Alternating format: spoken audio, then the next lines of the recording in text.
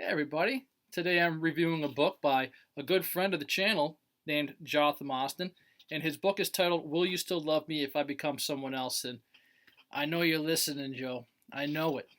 And I have no idea how to review this sucker. Here we go!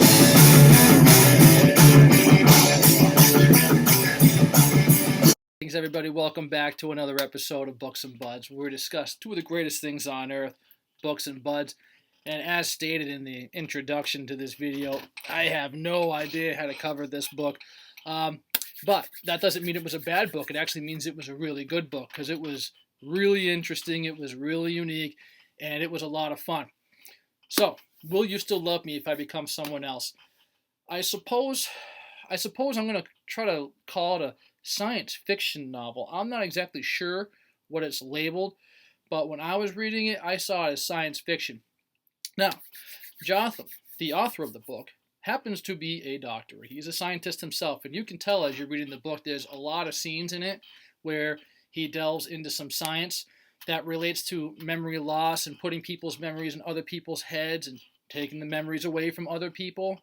But the good news is he doesn't bog us down with a lot of details. So you can tell he's smart. You can tell that he's got a heck of an imagination. He's good at merging the two, science and fiction.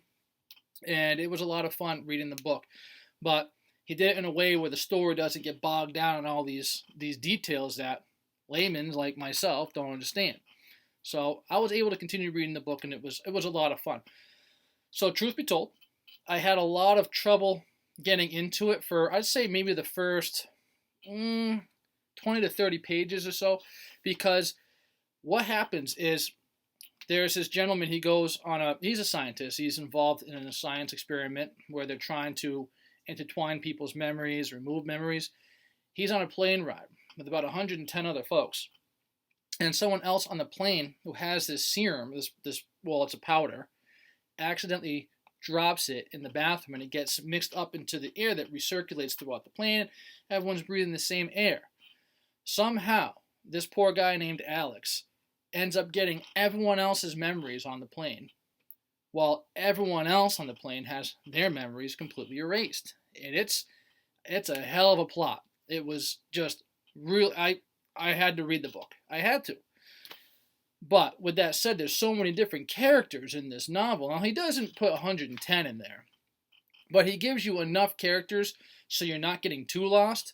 So for me, it did take a little while to go, okay, that's who this person is, that's who this person is. And then, of course, this one woman, Marcy, who's, I guess, the head scientist on the case, who was responsible for coming up with some of the technology to do this with people's memories. She happens to call Alex Alexi. So that caused a little bit of problems with me. And then Alex is also, sometimes because he's got all kinds of different personalities and they can all come out God knows when. So sometimes he's Brian, sometimes he's an old woman named Granny. Sometimes it was crazy. I think he was, I believe he was like a sleazeball in the porn industry for a brief moment in the book. And it gets very confusing trying to see who the characters are.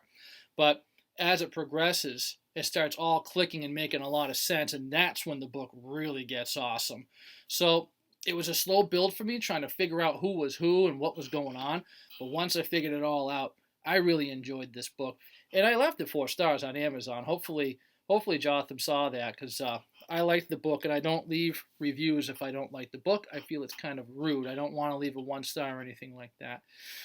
But very interesting story, right? So there's this other woman named Leslie. Now, she's married to Alex. She's pregnant with Alex. And I think she adds the most drama to this book. She's the one, in my opinion, who keeps you turning the pages, because I was drawn to her because I felt like she was the biggest victim in this story. She just wanted her husband back. Well, Marcy also, so it happens, used to date this guy Alex as well. So there's a lot of tension between these two ladies and their relationship with Alex. And poor Alex, he's constantly going in and out of these different personalities. And poor Leslie has to kind of follow him around and everything else until she can get those sneaks, just those little tiny pieces of her husband. And it's just torture for her.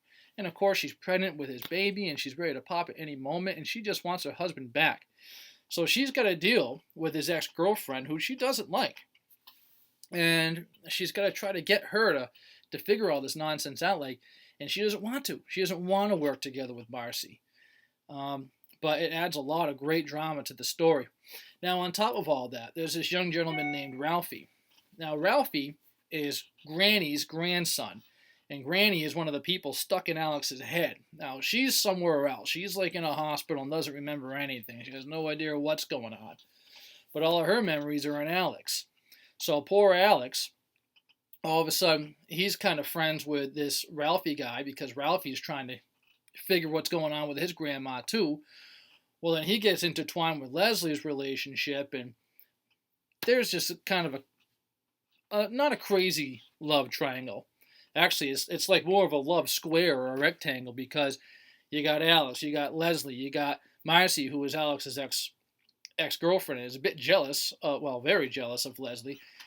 And then you got Ralphie, who kind of starts falling for Leslie, and there's just so much going on in this book, because you have all the romantic tension that's going on it. You have all the scientific and fantastic elements that are going on with everyone's memories just being screwed up. And then you also have the science stuff going on where everyone's trying to figure it out. Oh, and the government is involved in this nonsense too. It's a wild ride. And that's why I left it 4 stars. It was a pretty good book. I'm not a big science fiction guy, but I like Jotham, so I wanted to definitely give it a shot. And like I said, the premise of this book was so intriguing. I didn't catch a tagline for it, but it might as well just say buckle in and get ready for a hell of a turbulent ride. But the premise was wonderful. 110 memories stuck in one person's head.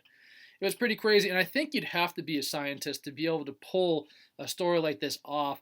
Either have one hell of a good imagination and not be afraid of a good old-fashioned Google search, because there's quite a bit of information that he needed to put into this novel to actually pull it off. So, kudos to you, Jotham, because it was a really good book.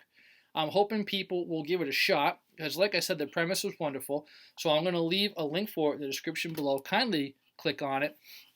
And do not forget to also click that like button and that subscribe button while you're here, folks, because what we do on this channel is we try to promote writers that you may have never heard of if it wasn't for tuning into this channel. So I do review a lot of people like Stephen King, like Dean Koontz, bigger names like J.K. Rowling. I just want to get more people watching this channel, so every now and again when I do release a video for one of my buddies, we'd get some attention.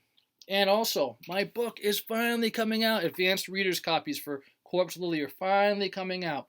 So that is finally coming out this fall, which I've been told. So please keep an eye out for Corpse Lily. I would appreciate anyone who will even just click on it on Amazon just to give it a read. Click on that look inside feature and see if it's something that'll interest you. With that said, guys, you could have clicked on any book review channel, but for some reason you clicked on mine, and I love the hell out of you for it.